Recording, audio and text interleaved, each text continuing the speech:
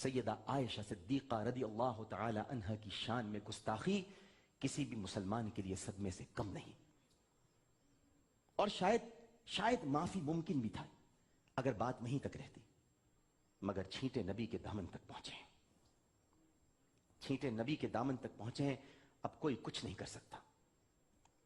بس اتنا ہی کہوں گا کہ جو مبلغ ہو کر بھی عائشہ کا نہ ہوا، من کہتا ہے وہ صرف فاحشہ سے ہوا۔ جو مبلغ ہو کر بھی عائشہ کا نہ ہوا، میرا من کہتا ہے وہ صرف فاحشہ سے ہوا، کیونکہ جو ام المومنین سیدہ عائشہ صدیقہ رضی اللہ تعالی عنہا کی تقدیس اور تکریم نہ کر سکے، وہ کہے کا اسلام کا ٹھیکیدار، ان کے ٹھیکے سب ختم ہو جائیں گے۔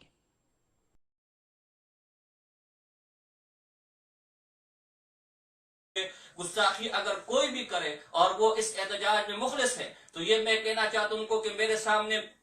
ان کے مسلک کے اعلیٰ حضرت جناب مولانا احمد خان بریلوی صاحب کے نعتیہ کلام کا مجموعہ ہدایت بخشش حصہ سوم ہے۔ اس کے صفحہ نمبر 37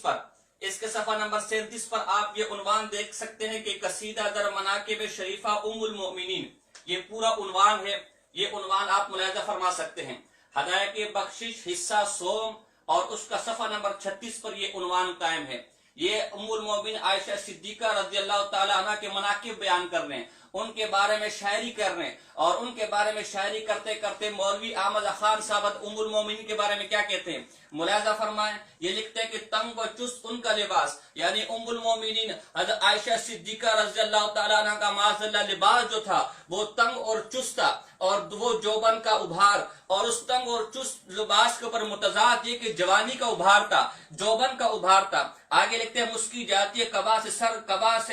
کبا سر سے کمر تک لے کر، یہ پھٹا پڑتا ہے جوبن میرے دل کی صورت کے ہوئے جاتے ہیں جامہ سے برو سینہ و بر۔ یہ مولوی احمد خان ہدایت بخشش صفحہ نمبر 37 پہ لکھتے ہیں کہ ام المومنین ایسا تنگ و چست لباس پہنتی تھی، اور اس تنگ و چست لباس کی وجہ سے ان کے سینے کے اوپر ایسے باہر نکلتے تھے کہ خود میرا دل بھی پھٹا جاتا تھا ان کو دیکھ کر۔ میں کہنا یہ چاہتا ہوں کہ اگر ام المومنین عائشہ صدیقہ کی ناموس کا آج جو نعرہ لگا جا رہا ہے وہ محض مسلک کی تعصب میں نہیں ہے، یہ بڑی بکواس مولوی احمد خان نے ہدایت بخشش سو میں کی ہے۔ سب سے پہلے تو چاہیے کہ اس کی گردن پکڑے۔ میں پوچھنا چاہتا ہوں آج تک کسی بریلوی نے اس ہدایت بخشش کے ان اشعار کے خلاف قلم اٹھایا ہے، ہدایت بخشش کے ان اشعار کے خلاف دھرنا دیا ہے، ہدایت بخشش کے ان اشعار کے خلاف FIR کٹوانے کی بات کی ہے؟ بلکہ عجیب بات یہ ہے، ہدایت بخشش جب حصہ سوم چھپا، اسی طرح جگہ جگہ نگر گلی گلی احتجاج شروع ہوا۔ اہل سنت والجماعت نے ان اشعار کے خلاف احتجاج کیا، اور احتجاج کے لیے باہر نکلے تو بجائے یہ کہ مولوی احمد خان کی گردن پکڑی جاتی، بجائے یہ کہ ہدایت بخشش پر پابندی کا مطالبہ کیا جاتا، بجائے یہ کہ ایسے اشعار لکھنے والے کو قرار واقعی سزا دی جاتی،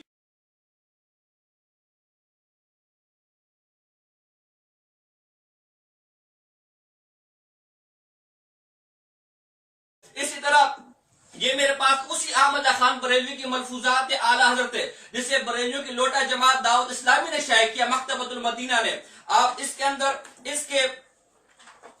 صفحہ نمبر 332 پر یہی مولوی احمد خان لکھتے ہیں کہ ام المومنین صدیقہ رضی اللہ تعالی عنہ جو الفاظ شان جلال میں ارشاد کر گئی ہیں، دوسرا کہے تو گردن مار دی جائے۔ معاذ اللہ یہ مولوی احمد خان کہتے ہیں کہ ام المومنین نے نبی کریم صلی اللہ علیہ وسلم کی شان میں وہ گستاخانہ الفاظ کہے ہیں، وہ گستاخیاں کی ہیں، اگر کوئی اور وہ الفاظ نبی کریم صلی اللہ علیہ وسلم کی شان میں کرتا تو اس کی گردن اڑا دی جاتی۔ میں کہتا ہوں جھوٹ بولا ہے اس نے۔ ام المومنین نبی کریم صلی اللہ علیہ وسلم کا ادب کرنے والی تھی، ان کی توہین کرنے والی نہ تھی۔ میں پوچھنا چاہتا ہوں جو دھرنے دیے بیٹھے ہیں، کیا تمہیں ان گستاخیوں کو اوپر کوئی نظر نہیں ہے؟ یہ گستاخیاں آج بھی چھاپی جا رہی ہیں، تمہاری جماعتی پالیسی کے تحت چھاپ رہے۔ اس میں ام المومن عائشہ صدیقہ کے بارے میں کہا جا رہا ہے کہ نبی کریم صلی اللہ علیہ وسلم کی شان میں وہ گستاخیاں کرتی تھی کہ کوئی اور اگر ایک گستاخی کر اس کی گردن مار دی جائے۔ میں کہتا ہوں یارو، اگر تم ام المومن کے دفاع میں سچے ہو تو سب سے پہلے اپنے اس مولوی کی گردن پکڑو۔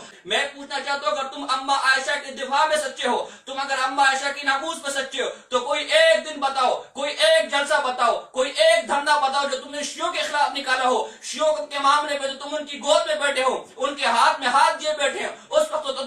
تمہیں اما عائشہ کی ناموس کا خیال آتا ہے، اس وقت تمہیں ام المومنین کی ناموس کا خیال آتا ہے۔ اس ملک کے اندر جب ام المومنین پر بکواس کی جاتی رہی، اسی ملک کے اندر جب صحابہ پر تبرہ بازی کی جاتی تھی، تو حق نواز جنگی کے اپنا سر کٹا رہا ہے، آدم طارق اپنا جسم گولیوں سے چھلنی کر رہا ہے، ضیاء الرحمان فاروقی اپنی جان افریقہ سپرد کر رہا ہے، اس وقت بجائے یہ کہ تم نکلتے میدان میں، اس وقت بجائے کہ شیعہ کے تعصب کو رد کرتے، تمہارا شاہ مندرانی لکھتے حوالہ ہمارے پاس موجود ہے کہ ملک کے اندر جو شیعہ سنی فسادات ہو رہے، یہ شیعہ سنی فسادات نہیں بلکہ شیعہ دیوبندی فسادات ہے، ہمیں اس سے ملوث نہ کرو یارو، تم تو کھلم کھلا شیعوں کی گود میں بیٹھو، جو کھلم کھلا اما عائشہ صدیقہ کے خلاف بکواس کرے، اس وقت تمہیں نہ دھرنے کا خیال آتا ہے، اس وقت تمہیں نہ احتجاج کا خیال آتا ہے۔